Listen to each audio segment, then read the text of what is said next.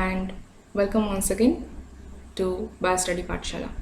Today I'm going to discuss about abiotic factors, light and temperature, and brief knowledge about biotic factors and some important terminology associated with ecology.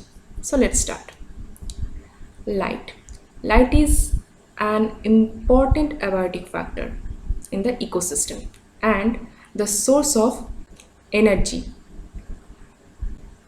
The light is the part of an electromagnetic radiation, and the visible spectrum of light is visible to humans, and it ranges from 400 to 700 nanometer wavelength. And photosynthetic organisms perceive this range of light and perform photosynthesis. So this range of light also called as photosynthetically active radiation. Light intensity proportionately related with the altitude. That means if altitude increases, light intensity also increases, and if the altitude decreases, light intensity also decreases. Depending upon the latitude, the amount and the duration of the light on Earth varies. As you can see in this figure, this is the visible spectrum of light. The effect of light on plant may show different kind of physiological, morphological, anatomical features like quality of light, intensity of light, duration of light. These are the important parameters of the light which affect the plant growth and developmental processes. Quality of light, that means the wavelength or the color of the light, plays important role in plant growth and development. For example, blue and red light have important role in photosynthesis and stomatal opening. Next is intensity of light. Depending upon this parameter, plants are mainly of two types. These are shade tolerant and shade intolerant. Shade tolerant means the plant species who can tolerate low intensity of light, and the shade intolerant plant means they have the ability to tolerate high intensity of light. Now the duration of light. Depending upon the duration of the light, plants show various kind of flowering and various kind of fruiting times. This is the duration of the light which affect the growth and developmental processes in plants, also known as photoperiod. Next is temperature. Temperature is the result or the degree of heat of any substances, and it varies depending upon the duration and the intensity of the solar light, time, season, latitude, altitude, and place. Depending upon the temperature, world's vegetation is of mainly four types. These are megathermic vegetation, mesothermic vegetation, microthermic vegetation, and hekistothermic vegetation. As you can see in this figure, this is megathermic vegetation. This is a tropical rainforest which show high temperature throughout the year. Next, this is the mesothermic vegetation, or this is actually tropical deciduous forest which has high temperature with alternative low temperature. Next is microthermic vegetation. This is the coniferous forest which show low temperature throughout the year, and this is the hekistotherm vegetation which show very low temperature throughout the year, and it is a picture of alpine forest. Next is acclimatization. It is a adjustment of an organism to improve its performance respective to environmental changes. But This adjustment is not heritable and it occurs over short time, and it is reversible, not genetically fixed. As it is not genetically fixed, it has no relation with evolution. Next is adaptation. It is firstly genetically fixed and heritable, that means from one generation to another. It occurs over a long period of time and it is irreversible process, and it has a significant role in evolution. It also might be physiological, reproductive traits, morphological traits, behavioral. Plants and animals show adaptations under stress conditions like water stress, thermal stress, saline stress, etc. In this slide, this is a crab, shows a camouflaging adaptation. This is a pine leaf which shows a needle-like structure to lower the transpiration rate, and this is a reptile which show camouflaging adaptations. Under water stress condition, plant shows various kind of adaptations to lower the water loss. These are ephemerals, succulents, and non-succulents. Ephemerals are also called as drought escapers, as it escaped the drought season or the extensive dry season, because they complete their life cycle in very short period of time. For example, in this figure, it is Argemone mexicana. They complete their life cycle when before the dry season start, and when the moisture is available, they again sprout and flowers. Next is drought enduring or drought endurer. These are succulents. As you can see, this is a aloe vera tree.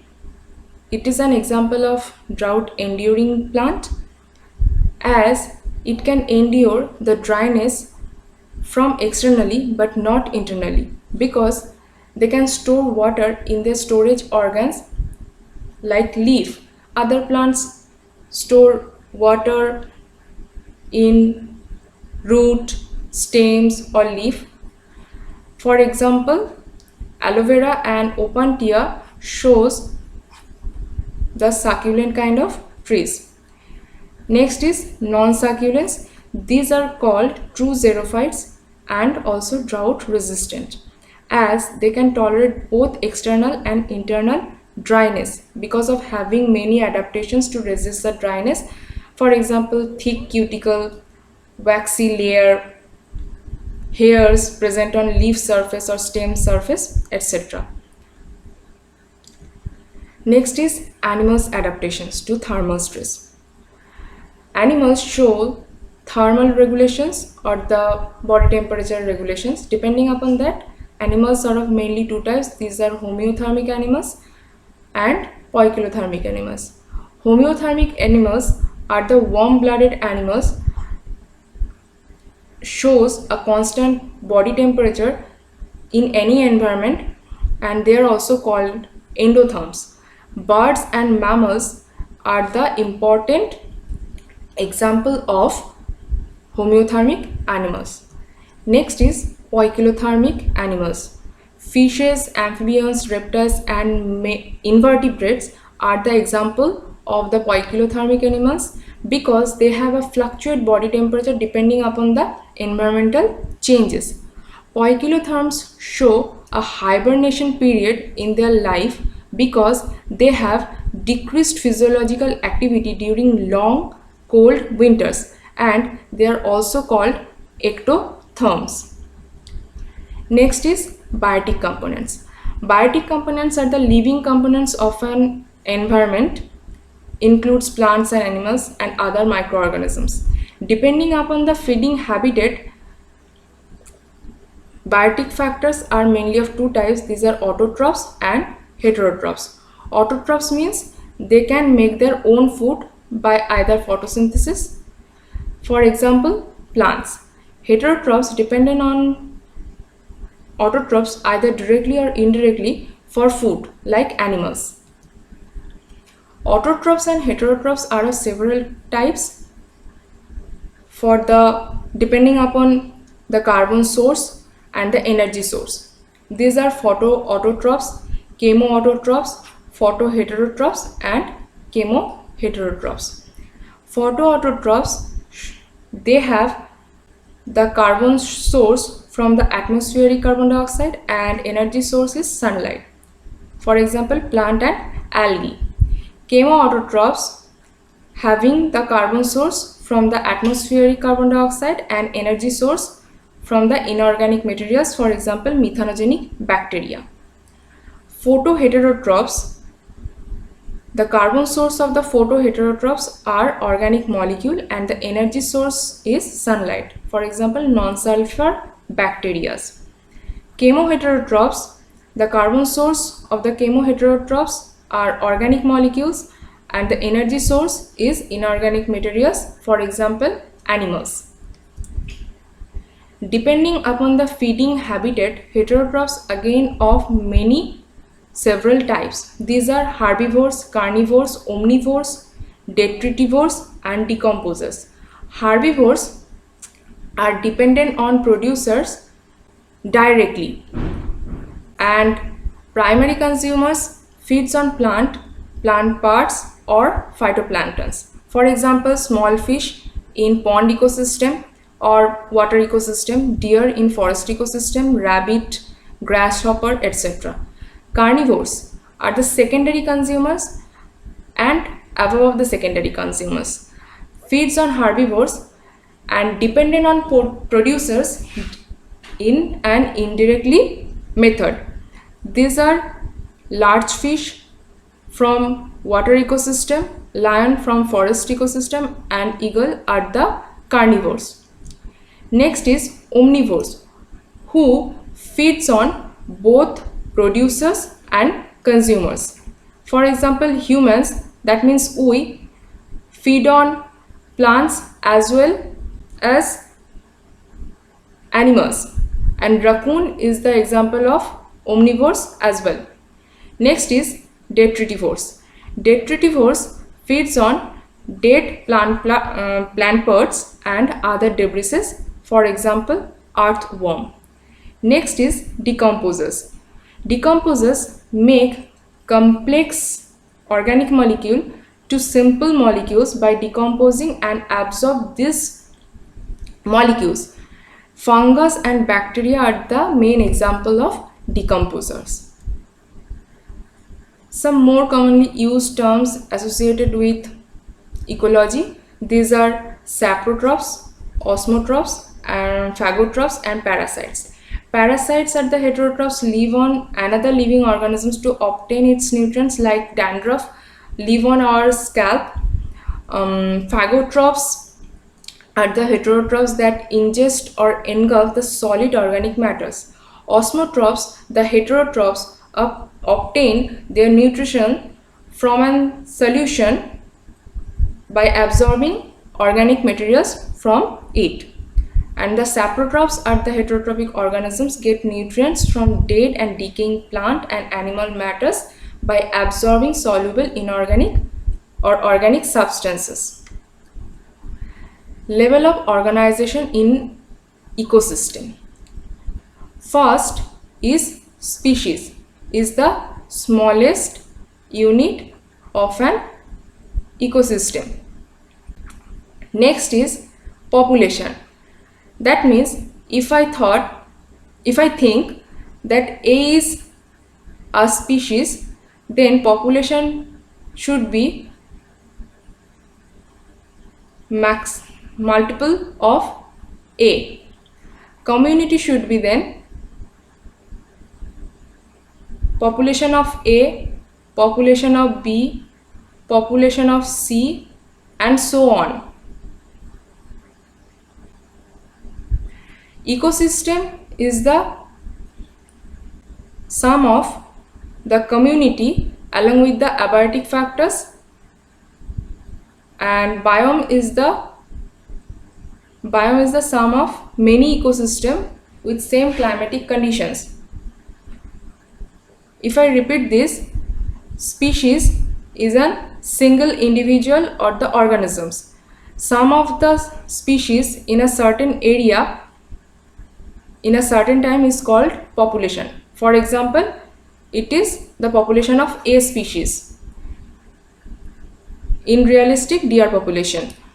Community is the sum of many population in a certain area in a certain time. This is sum of A population, B population, C population and so on. In realistic, deer population, plant population and lion population in a forest ecosystem. Sum of the community along with the abiotic factors is called ecosystem, for example forest ecosystem, and sum of many ecosystem with same climatic condition is called biomes, for example savanna biome, and biosphere is the highest level of organization and the ultimate ecosystem which includes all ecosystems present on earth.